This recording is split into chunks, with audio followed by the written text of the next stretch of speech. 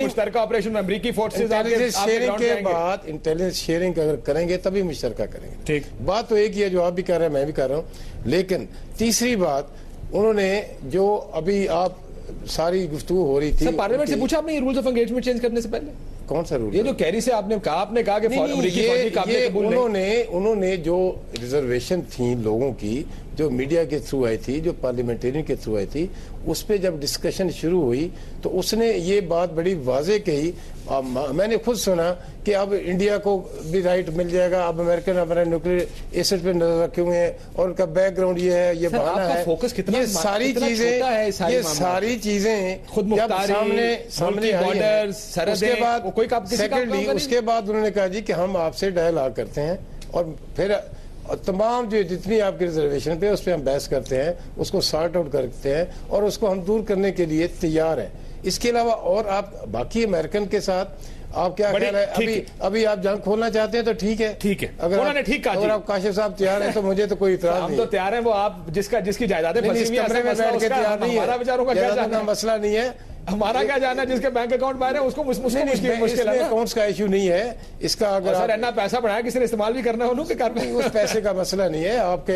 आपके मुल्क की आपके ग्लोबल विलेज में रहते हैं, अमेरिका एक सुपर पावर है सर। आप उसको आपका ख्याल है कि अमेरिका किसी ना समझे ईरान की सर्दों की खिलाफवर्जी कर सकता है? एक बरतानवी, आपको याद है ना, शिप उस वाटर में गई थी, उन्होंने सारों को उठा लिया था। देखो जी, ईरान का और पाकिस्तान का मैं ये नहीं कहता कि वो गलत था और ये ठीक है। इस पे तो मैंने पहले आपको कहा इस पे अगर हमें इख्तिलाफ होता तो हम इसको यूनानिमस रेजोल्यूशन ना करते। ठीक, लेकिन इसका तर्जुमा ये हरगिज नहीं है कि आप उठ के जनाब भाग पड़े कि जा डिठी भाई। कुछ नहीं होता सर, आपकी बात सुन के समझ आ गई और इस ड्रोन हमले और अमेरिकी नेटो हेलीकॉप्टर्स के बाद समझ आ गया। और एक मैं ऐड कर दूं, मुझे ये मैं अथॉरिटी से नहीं कह रहा, लेकिन जो मीडिया से, ये चैनल से खबर आई थी कि ये जो ड्रोन अटैक कल हुए ना या आज हुए हैं, ये उनका पहले ऑलरेडी एक टारगेट था और ये प्लानिंग ऐसा था। आइंदा शायद वो नहीं करेंगे। मैं अथॉरिटी से नहीं कह रहा, मैं बार बार ये कह रहा हूँ साहब, ये कोई मैंने जो सुनी रिजवी साहब, ये कोई जस्टिफिकेशन है कि मैं आपके अंदर घर के अंदर घुस जाऊं आपकी मुतद्दिद वार्निंग से बावजूद और बाद में कहूं कि भाई ये तो हमने पहले से प्लान किया हुआ था, अभी का प्लान नहीं था हमारा? नहीं, वो टारगेट उन्होंने करके बैठे हुए तो जो मुझे खबर नहीं। काशिफ, ये कोई जस्टिफिकेशन नहीं है, नंबर 1 सर। आप जी। नंबर 2, बहुत हसास दौर में दाखिल हो गए हैं पाकिस्तान की हुकूमत, पाकिस्तान के अवाम और पाक अमेरिका ताल्लुकात। ये बात इतनी सादा नहीं है काशिफ जितनी सादा समझ में आ रही है। इसके रिपरकशंस को बहुत ज्यादा संजीदगी से देखना पड़ेगा, सोचना पड़ेगा और यकदम ताल्लुकात जो हैं वो भी खत्म करना जो है वो फौरी तौर पर किसी मसले का हल नहीं होंगे। आपकी फॉल बैक सिचुएशंस क्या होंगी, आपकी फॉरेन पॉलिसी किस तरीके से आप उसको 180 डिग्रीज का टर्न देंगे, ये सारी बातें बहुत सोच समझकर कदम उठाने की हैं। इसके ऊपर कोई हेस्ट में फैसला नहीं किया जा सकता। ये फैसला कौन करेगा हैदर साहब?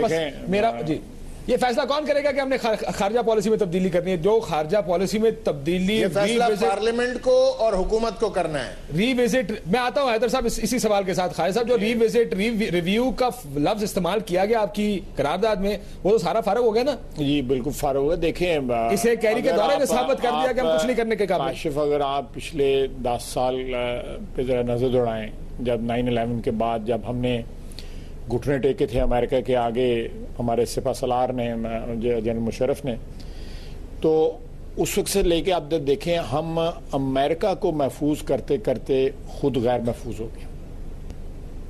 ठीक, अगर वहाँ पे 3000 बंदे जो है वो ट्विन टावर्स में मरे तो पाकिस्तान जो है तकरीबन 40,000 बंदों की जो है कुर्बानी दे चुका है, जिसमें 5,000 हमारे फौजी बच्चे भी हैं। और आपकी पॉलिसी भी कैरी आके दे रहा है आपको। उनके वो बता रहा है कि उसामा बिन लादेन दुश्मन था। पहली दफा फौजियों की फैमिलीज भी इस जंग में टारगेट अगर कैरी ना कहता तो दुश्मन था। ये और बकौल प्रेसिडेंट साहब ने जो फिगर दी है, मैं उस फिगर पे बिलीव करता हूँ। 68 बिलियन 68 अरब डॉलर जो है हमारे इकोनॉमी का नुकसान है। ठीक, हम इस जंग में कुर्बानियां जो है अमेरिका से 10 गुना नहीं बल्कि 15 गुना ज्यादा दें और गरीब मुल्क जो है वो 68 अरब रुपए का नुकसान कर दे और उसके बाद भी जो है हमें वहाँ से जूतियाँ भी पड़ें, हमारी इज्जत और वकार जो है वो मलिया मेट हो, हम बेतौकीर हों, और उसके बाद भी हम कहें कि नहीं ग्राउंड रियलिटी जो है वो इस तरह है, ग्राउंड रियलिटी इस तरह है। ये ग्राउंड रियलिटी का लफ्ज़ जो है बड़ा बदनाम हो चुका हुआ है। ये पिछले 8-10 साल में नाजुक दौर से भी गुजर रहा है ना, नाजुक दौर वाला भी जो है बड़ा बदनाम हो चुका है। देखें, जिंदा कौमें इस तरह नहीं जिया करती हैं। आपने ईरान की मिसाल बिल्कुल सही दी है। उसके इर्द गिर्द सऊदी अरेबिया हॉस्टाइल है, इराक हॉस्टाइल है, अफगानिस्तान में अमेरिका बैठा हुआ है वो हॉस्टाइल है, आगे चले जाएं तो इजराइल हॉस्टाइल है, अमेरिका हॉस्टाइल है, पूरा यूरोपियन यूनियन हॉस्टाइल है। तो वो जिंदा है ना, खड़े हुए उन्होंने जिंदा इज्जत के साथ और वकार के साथ जिंदा रहने का तहैया किया हुआ है। हमने इज्जत और वकार को जो है सरेंडर करने का वो तहैया किया हुआ है, और ये हमारी बुनियाद। सर आपके वजीर आजम, मेरी बात सुने, आपके वजीर आजम साहब कहते हैं आप ड्रोन करी जाए, पार्लियामेंट मेरी जिम्मेदारी। ये सदर पाकिस्तान कहता है कि आप सिविलियन को मार देंगे तो भेड़ बकरियां गाजर मूली है। एक बात सुने, परसों कैबिनेट की डिफेंस कमेटी की मीटिंग थी, आपने वो तस्वीर देखी वो डिफेंस कमेटी की? जी मैं देखी बिल्कुल। उसमें पीपल्स पार्टी को बंदा था, परवेज लाई साहब बैठे हुए थे। आपने मतलब परवेज लाई साहब बैठे, वो वजीर सीनियर वजीर बैठे हुए थे वहां पे। वो उनकी बैकग्राउंड क्या है? ये बात कर रहे हैं डिक्टेटरों की। वो जनरल जया के साथ रहे, मुशर्रफ के साथ रहे, हफीज शेख साहब जनरल मुशर्रफ के साथ रहे, हिना रबानी घर जनरल मुशर्रफ के साथ रहे, मोहतरम वजीर आजम साहब जनरल जया साहब के साथ रहे। ठीक, ये देखें, ये बात कर देने कि वो ये है वो है, ये सारे वही लोग हैं। हमने कोई पैराडाइम चेंज की है, हमने कोई मेजर चेंज लेके शिफ्ट हुई है? कौन लाएगा? शिफ्ट आई है कोई? देखें, आप अगर वही लोग रखेंगे जो वही माइंडसेट जो है रिप्रेजेंट करते हैं, जनरल मुशर्रफ का या जनरल जया का माइंडसेट जो है, या जर्नैलों का या फौजी हुक्मरानों का, आएंगे तो जनरल जया का माइंडसेट आ जाएगा आपकी पार्टी के साथ। नहीं, देखे ना, हमने तो उसके लिए जो है मिसाक जमहूरियत के ऊपर साइन किया, माफी मांग ली, माफी भी मांगी बिल्कुल। नहीं, माफी मांगना मेरा ख्याल है अल्लाह ताला भी जो है उसके सिस्टम में भी माफी की गुंजाइश है। तो मेरा ख्याल है हमने आज भी 3 साल जो है हम पे इल्जाम लगा, हमने सिर्फ उसी मिसाक जमहूरियत पे, आप भी इल्जाम लगाते रहे। आज भी मियां साहब जो है उसका फायदा हमें क्या? मेरी बात सुनिए, फायदा क्या? ये आपको पता है ओरिजिनल रेजोल्यूशन क्या था? और ये जो 3-4 बीच में चीजें आई हैं वो भी दया हो गई। इससे बेहतर नहीं था कि ओरिजिनल आ जाता। हैदराबाद रिजवी साहब, आप भी हुकूमत का हिस्सा है साहब, इसकी हिफाजत करना उतना ही आपकी जिम्मेदारी है जितनी अपोजिशन की जिम्मेदारी है। आप लोग क्या करेंगे? आपने बोला, जाहिर है आपका रेफरेंडम चल रहा है, मैंने ये सुना था किसी खबर में, शायद करोड़ से ऊपर लोग आपके लिए बोल चुके हैं। मुझे यकीन है आप अगर अक्सरियती लोगों से पूछेंगे तो वो इस सारे काम के मुखालिफ होंगे। मेरा अपना नुक्ता नजर यह है कि जहां हम जाते हैं हमें तो लोग ये कहते हैं कि पाकिस्तानी कौम को क्या हो गया, हम क्यों अपनी सरहदों की हिफाजत नहीं कर सकते। अगर लोगों की अक्सरियत ये कह दे कि ये ड्रोन हमले और ये सारा कुछ हमारे लिए काबिल कबूल नहीं है, तो क्या आप हुकूमत छोड़ देंगे? और दोबारा ऐसा हुआ तो देखिए, हमारा जो बुनियादी तौर पर रेफरेंडम का मकसद था वो ये था कि हम अवाम की राय अवाम के पास जाकर उनसे हासिल करने के बाद मीडिया में उसको दे दें, पब्लिक कर दें, और उसके मुताबिक हुकूमत को चाहिए कि अवामी राय को सामने रखकर आइंदा की हिकमत अमली तय करे और इसके ऊपर इंप्लीमेंट करे। विल ऑफ द पार्लियामेंट आपके पास आ गई। हमने हुकूमत को सपोर्ट करते हुए काम यह किया है कि अवामी राय भी मीडिया के जरिए अवाम और हुकूमत और दीगर जितने भी कंसर्न क्वार्टर्स हैं उन तक पहुंचा दें कि अवाम ये चाहते हैं। उसके बाद शायद हुकूमत को और वो जितने भी इंस्ट्रूमेंट्स हैं, वो जो पॉलिसी साज इंस्टीट्यूशंस हैं, शायद उनको फैसला करने में आसानी हो। अच्छा, आप सिर्फ राय पहुंचाने के लिए ये सारा रेफरेंडम हो रहा है। चले, रेफरेंडम भी हो गया, राय भी पहुंच गई।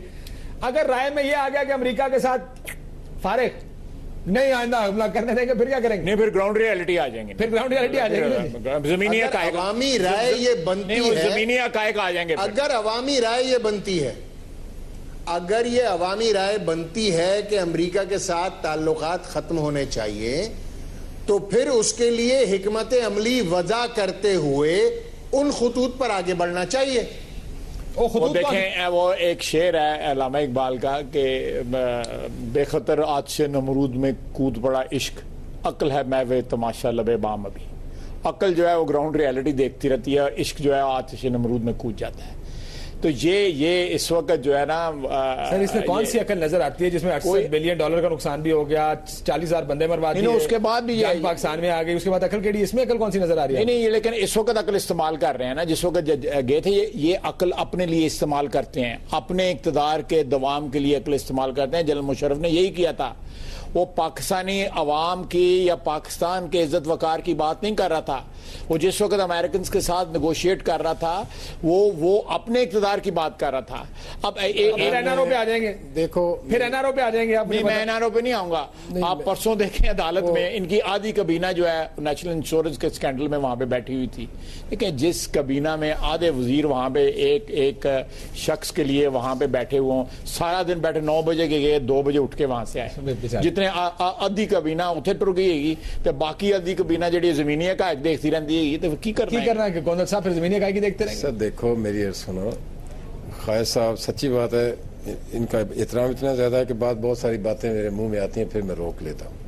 क्या मेहरबानी। जहाँ तक तल्लक है, इन्होंने बड़ी हमारी डीसीसी मीटिंग का हवाला दिया, तो मेरा ख्याल में फिर बाद में इन्होंने खुद भी कह दिया कि अल्लाह ताला भी माफ करने वाला होता है। जब हमारा प्राइम मिनिस्टर के साथ जो है एसोसिएशन को कभी जस्टिफाई नहीं करेंगे। प्राइम मिनिस्टर बैठा हुआ है, जनरल ज़िया के साथ एसोसिएशन गलत थी, कल भी गलत थी, आज भी गलत है और आने वाले वक्तों में भी गलत होगी। तो प्राइम मिनिस्टर के बारे में तो सर देखो, 5 साल बंदा जेल में बैठा रहा है, मुशर्रफ की हाथों जेल काट के है, उसके बारे में उसकी इंटेग्रिटी के बारे में तो कहना है। और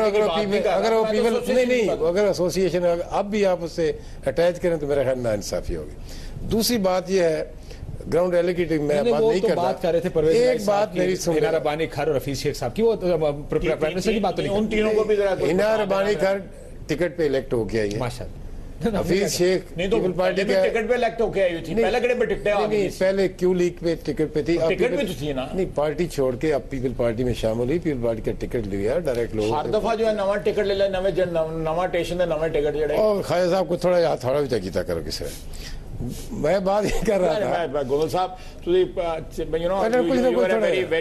वेरी वेल रिस्पेक्टेड। मैं एक बात करना चाह रहा हूँ, कर दे जल्दी कर, आप हैदर साहब को आखिरी वोट देना जल्दी। मैं बात सिर्फ ये कह रहा हूँ कि जैसा हैदराबाद रिजवी ने भी कहा कि ये फैसला सोच समझ करने वाला है।